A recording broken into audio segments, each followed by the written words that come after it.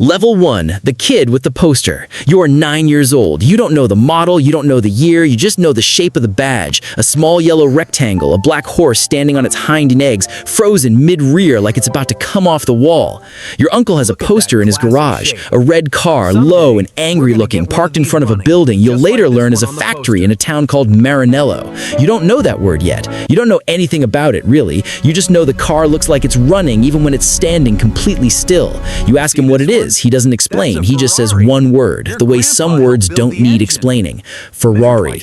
You don't understand yet that the word explains everything except the thing you actually want. Not the car, the want itself. The specific feeling of seeing something built so far outside your reach that it doesn't even register as a goal yet.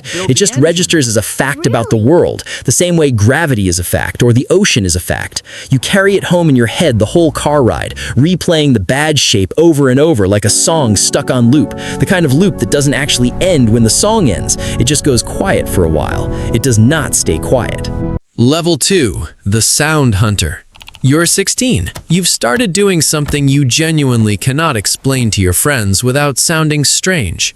You search Ferrari V12 onboard sound at midnight, headphones on, volume at a level your parents would not approve of if they walked past your door.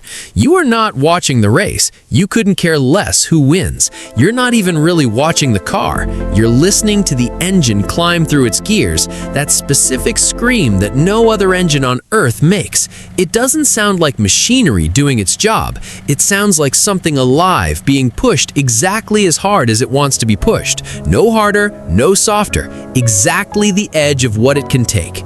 You start cataloging them without meaning to. You can tell a V8 Ferrari from a V12 Ferrari with your eyes closed now, just from the pitch, just from how the sound builds and breaks. Most adults who actually own and drive these cars cannot do this. You learned it for free, at midnight, with headphones, wanting something you have never once touched with your own hands. You start noticing them on the street, once a year maybe, a flash of red at an intersection that's gone before you can really process it. You turn your head every single time, no exceptions, and every single time some part of you is 9 years old again, standing in your uncle's garage asking what a word means. You start to understand that the want isn't shrinking as you get older, it's just getting more specific. Level 3, the track day renter. You are 25. You have a job that lets you save, slowly, deliberately, towards exactly one specific thing, the way some people save for a wedding or a house deposit.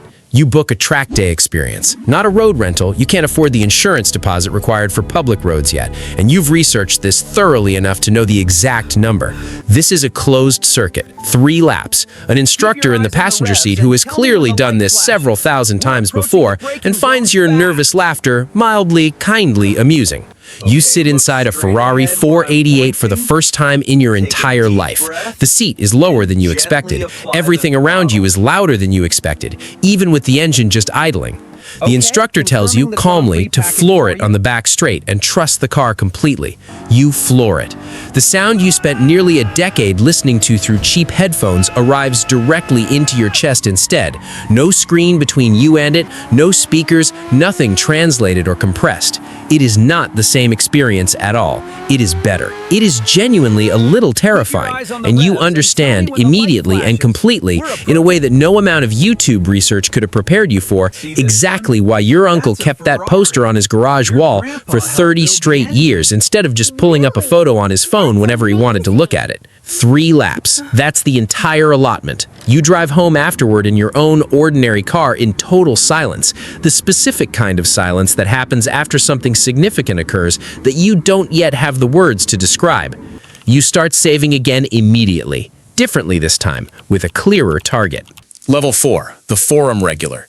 The track days become a yearly ritual you budget around the same way other people budget around a vacation, but something shifts in the long stretches between them, something you didn't plan for. You stop just wanting the cars and you start actually understanding them. You learn that the F8 Tributo and the 488 share a chassis platform underneath, but Ferrari changed the turbo mapping enough between the two that they genuinely don't feel like the same car at all behind the wheel. You learn why the manual gearbox disappearing from the lineup broke something in longtime owners that the objectively faster paddle shift transmissions never managed to repair, no matter how much quicker the lap times got on paper. Here's the part nobody warns you about. The forums you join to learn more start teaching you something uglier alongside the engineering.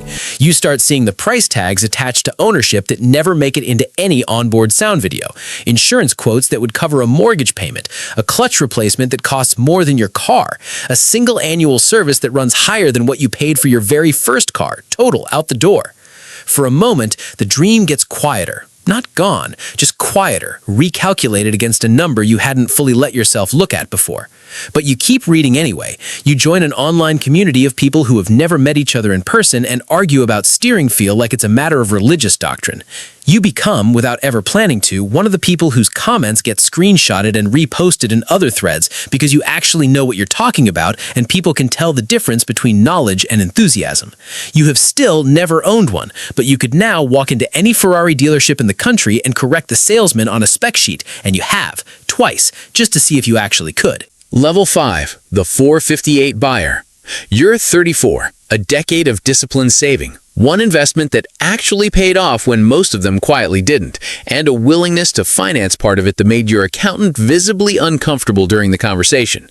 You buy a Ferrari 458 Italia. Used, 9 years old, the kind of entry point that means nothing to people who don't know Ferraris and means absolutely everything to the ones who do. The maintenance schedule introduces itself almost immediately, exactly as advertised on every forum thread you'd read. A service interval that costs $300 on an ordinary car costs the better part of a mortgage payment on this one, because every single component has a Ferrari part number attached and a Ferrari price attached right behind it.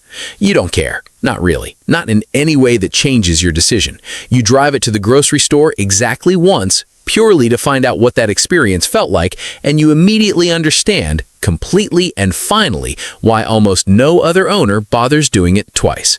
You take it to a Cars and Coffee on a Sunday morning. A kid, maybe 9 years old, presses his face flat against the window glass just to look inside at the dashboard. You roll the window down and let him sit in the driver's seat for 30 seconds, while his father, embarrassed, apologizes repeatedly for the intrusion. You tell the father it's genuinely no trouble at all. You mean it more than he could possibly know. Level 6, the Owner's Club. Years pass. The 458 eventually gets sold, almost exactly for what you originally paid, because you maintained it precisely the way the manual demanded, and not the way it was occasionally tempting to ignore. The money goes towards something new this time, ordered directly through the dealership, configured over 4 patient months with a specialist who has clearly heard every indecisive customer story there is to hear, and somehow remains genuinely patient throughout all of it. You choose red. Of course you choose red. Every part of you that is still 9 years old in that garage, still listening through cheap headphones at midnight, insists on red, and you don't even consider arguing with that part of yourself anymore. You join the Regional Owners Club. You go on your first organized drive, 30 Ferraris in formation, the sound rolling down a mountain road like something that has its own weather system, audible from streets away the same way that one car at that one intersection used to be, except now there are 30 of them and you are inside one. Somewhere in the middle of that line, surrounded by the exact car that used to exist only as a sound trapped inside a pair of headphones at midnight, something in your chest finally goes quiet in a completely different way than it ever has before. Not because you arrived somewhere external, because you finally understand all at once that the 9-year-old standing in the garage and the 16-year-old with the headphones and the person driving this exact car right now were never actually separate people. They were just the same person, waiting for the sound to stop being something they searched for and start being something they made themselves. You started with a poster in someone else's garage. You ended up making the sound yourself, 30 cars deep in a line on a mountain road, the exact sound your uncle never fully explained, because some things you genuinely have to hear from the inside before they make any sense at all. Most people hear something they love exactly once and let it quietly become a memory. The ones who don't eventually find a way to live inside it. Have you ever wondered how it's feel like owning every type of Lamborghini car? If you watched this whole video, you probably think you know what it takes to own a Lamborghini. You don't. Not the real version. There are 6 specific stages almost every owner goes through before they ever sit in the driver's seat, and most people stop at stage 2 without even realizing it. I broke it all down. Link in the description.